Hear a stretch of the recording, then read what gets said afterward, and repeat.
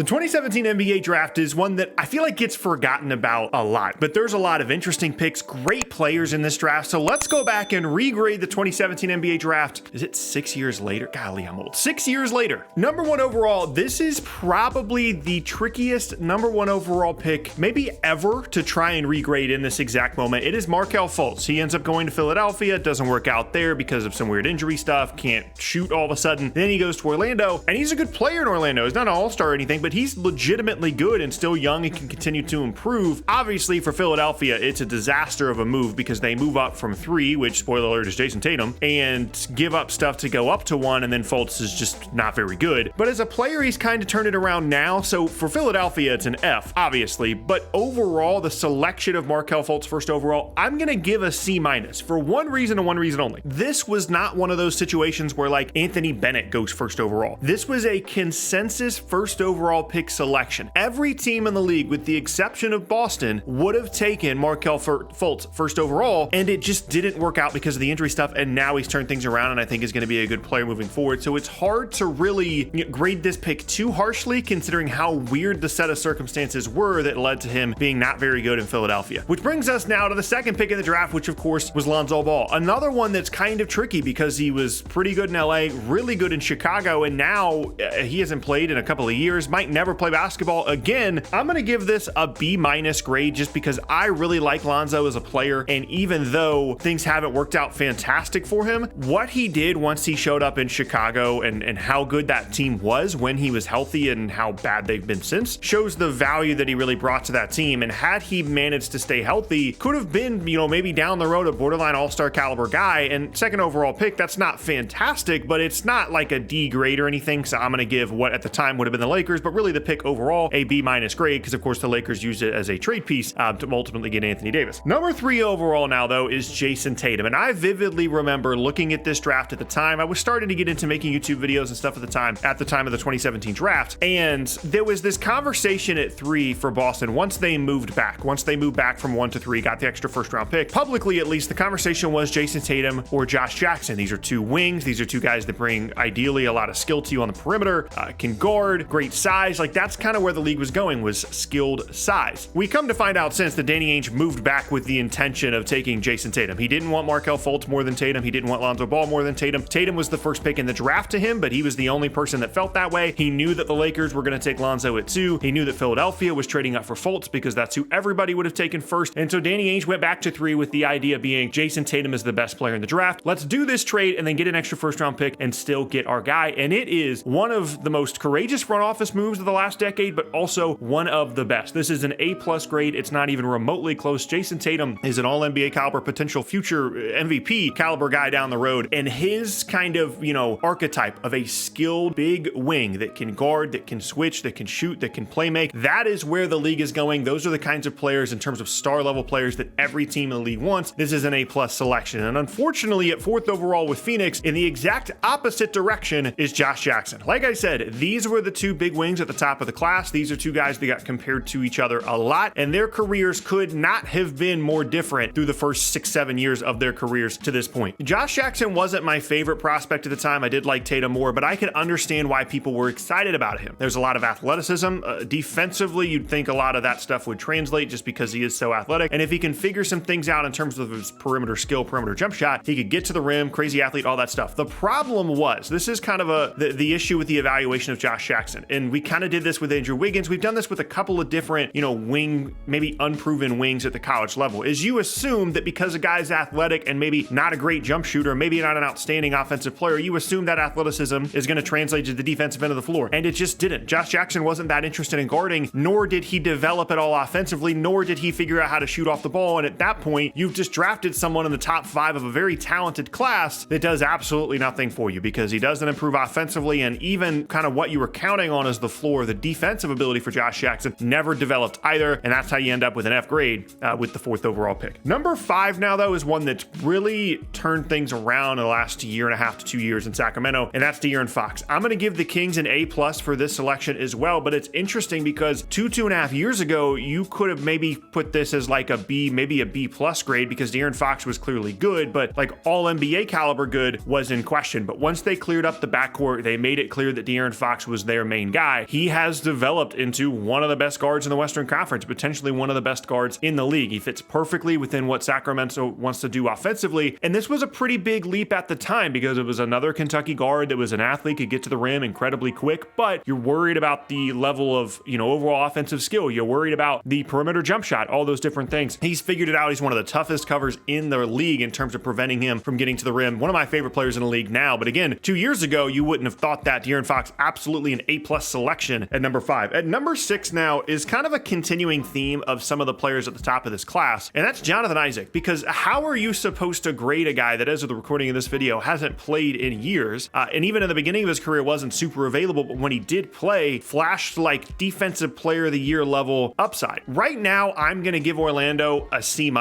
You could probably grade it worse than that, but I don't want to be too harsh about a guy that just hasn't been on the floor. And I think there's a scenario in which, whether it's Orlando or any other team over the next couple of seasons, that he figures out a lot of really interesting and cool defensive stuff that, even if offensively he's not someone that you're ever going to count on a ton, a lot of the versatility that we saw pre-injury, we could see from him again. It's obviously a bit of a projection, but at a C- grade, I feel pretty decent about ranking Jonathan Isaac there. Next up at number 7 is another weird one. These grades are really, really tough. This is Lowry Markelle, who got drafted by Minnesota, traded to Chicago on draft night, the Jimmy Butler trade, had some okay years with Chicago, and then went to Cleveland, was okay there, and now all of a sudden is like a borderline All-NBA caliber player in Utah. At least that's how he performed last year. And I don't really know how to grade that, because the situation in Utah really prioritized him offensively. He looked really good, but it was the most opportunity he'd ever gotten offensively. Chicago, he's fine. Cleveland, he was fine. What am I supposed to do with this grade? Because it's right in this range where if you get, an all-star caliber guy, that's really, really good value outside of the top 5 of a class that is good, but not outstanding. I landed on a B grade for Lowry Markelle, because as good as he was last year, I'm expecting at least some regression from him this year in terms of where he lands on the hierarchy of the league, as Utah kind of really starts to figure out exactly what their cornerstone pieces are. I lean a little bit more towards a B+ grade for this, but I'm going to end up with a B just because we have one season of Lowry Markelle being a really good value at the 7th overall pick. All the other seasons are like, okay, solid player, interesting, but not exactly what you want from a top 10 guy. So I'm going to land at B here, but this is one that could definitely change in like 6 months to an A or maybe even an A+.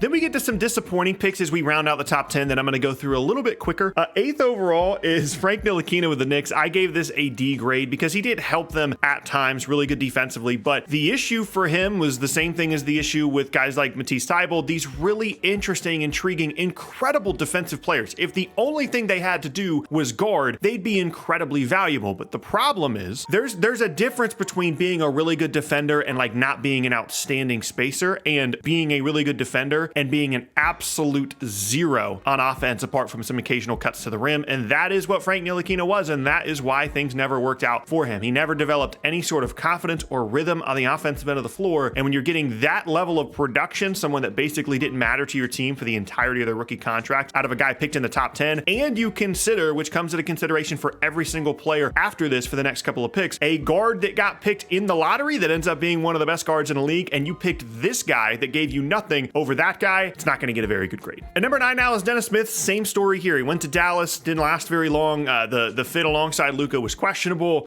They obviously wanted to prioritize Luka within their offense, and they sent him to New York, and he's just bounced around. I love Dennis Smith. I went to NC State. I watched him play in person. I watched him play that entire season that he was at NC State, and I thought he was going to be a really good NBA player if he figured out the jump shot, because he was so athletic. That just hasn't happened for him. Now, he's stuck around. I think he's going to be on the Nets this year, and he's, I think, probably going to end up being a solid rotation player, but the star potential that was there just never came to fruition for Dennis Smith, so they get a D grade there. 10 overall now, I'm going to go with a C grade for this selection, Zach Collins to Portland. I think Zach Collins, still to this day, is a very, very talented player, a skilled player. He just, like every year, 10 games into the year, we would get a notification, oh, Zach Collins broke his foot, or Zach Collins hurt his shoulder, he's going to be out for 40 games. Like every single year, just could not stay healthy. I think he's talented. I think it was still a solid selection, someone that should still contribute in the league over the next handful of seasons, but unfortunately, unfortunately, just not nearly as available as you'd want them to be. 11 now, 11 and 12 are both really difficult to grade. 11 is Malik Monk to, at the time, the Hornets, and 12 is Luke Canard to, at the time, Detroit. Both of those guys have since moved on to multiple other teams. I gave each of these selections a B- grade for a couple of different reasons. They're kind of the same player in terms of their impact in the league. Both became really good shooters, good offensive players, absolutely zero on defense, but they can help you. They can be 20 to 25 minute rotation level guys. But the guard that gets picked right after both of these guys at 13 makes these selections look so much worse. That's where like the minus comes in. Because at first it's like, okay, solid rotation players, you're outside of the top 10, at least you're getting something out of them. Maybe give them a B, but the minus comes in because of 13 overall Donovan Mitchell going to, at the time, Utah. This is an A+ selection. There's absolutely no debate about it. If you're picking someone outside of the top 10 and they end up as an all-NBA caliber player, one of the best players at their position, it has to be an A+ grade. Donovan Mitchell's development as an NBA player, literally from the moment that he got there, it was clear, oh, this guy is going to be really, really good, is pretty unbelievable because he doesn't have outstanding size for a non-point guard. He's definitely just a combo guard, kind of a main ball handler guy, but not a point guard by any means. And for him to develop the way he has offensively, because his thing coming into the league was really athletic, can guard, long arms, and he gets to the league and all of a sudden he's one of the better scorers at the guard spot within the next, within the first few years of his career. It's an unbelievable development story and absolutely an A+ grade at 13 overall. 14 overall, also very good. Bam Adebayo to Miami. I'm going to give this an A+ grade as well, because when you start to look at the rest of the class, there's some good players in the 20s of this class, but what Miami did at 14 is something that's very rare. They picked the best player left in the class at 14th overall, because a lot of times in the draft, once you get to this range, everybody's kind of the same from an evaluation standpoint from like 15 to 25. And so a lot of times you're picking at 14 or 15 and you pick a guy that ends up being way worse than someone that got picked at 23 or 24, but they actually picked the best player left on the board at 14 overall. It's an A+ grade for Miami. No question about it. Bam Adebayo, very, very good player. Now we're going to start skipping some spots here because I don't want to cover literally every single player in the first round because this video would be like 35 minutes long. 19 is John Collins, who goes to the Hawks. Good player. I'm going to give them an A grade for this because you have to start thinking about the value here for Atlanta. John Collins, not everybody's favorite player. Yes, he's overpaid, but he's good. He's a starting forward, someone that has really improved as a jump shooter and can help your team in a lot of ways. Just not big enough to play the 5, not super skilled enough to play the 4 really has been his issue, but it's an A grade when you think about that kind of value at 19 overall. 22 is the same story. Jared Allen going to the Nets at the time, ending up in Cleveland as a result of the James Harden trade. They get an A grade for this as well. Jared Allen has actually made an all-star team, so I think you could make a pretty good argument to put him at A+ here, but again, a starting caliber player, a high-level starting caliber player in this case, gets an A grade when you're picking outside of the top 20. Same thing at 23. OG Anunoby going to the Raptors. He also gets an A grade Toronto gets an A grade for this selection. The only reason OG didn't go higher was he was dealing with a knee injury at the time of the draft, and people were concerned about how much he was going to develop offensively because defensively it was clear he was going to be awesome. He had great size, good rebounder, but was he going to be able to, 1, get healthy, and 2, improve enough offensively to not just be Matisse Thybulle or Frank Ntilikina? He has done that. Very good player. Again, you could maybe even argue for an A+ here, but I'm going to go with A. 27 now, Kyle Kuzma going to the Lakers. Again, an A selection. You might not like Kyle Kuzma. Maybe you think he's overrated, overpaid, whatever the case may be. Getting starting caliber players, in this case, a good starter outside of the top 20 is very rare. It's much more rare than you would think that it would be. So getting that level of player at 27 is an A grade for me. 29, Derek White, exact same story for the 4th pick in a row. Good starter, now ends up in Boston as one of the best players on a team that made the finals 2 years ago. Very good, A grade there. And then honestly, the thing that kind of holds this draft class back historically is the second round is kind of like there's like 3 guys maybe to talk about. I'm just going to talk about one. 45th overall, Dillon Brooks, who goes to the Grizzlies. I'm not a big Dillon Brooks guy. I don't really like the antics. I understand what he provides defensively, but he's way too involved offensively a lot of the times. Of course, now going to Houston this year. It's still an A grade though. Again, maybe even an A+. Starting caliber value that late in the draft, especially in a second round that clearly had some issues from a talent perspective, ends up with an A grade for me. And those are some of the biggest, most important, most interesting regrades of the 2017 NBA draft.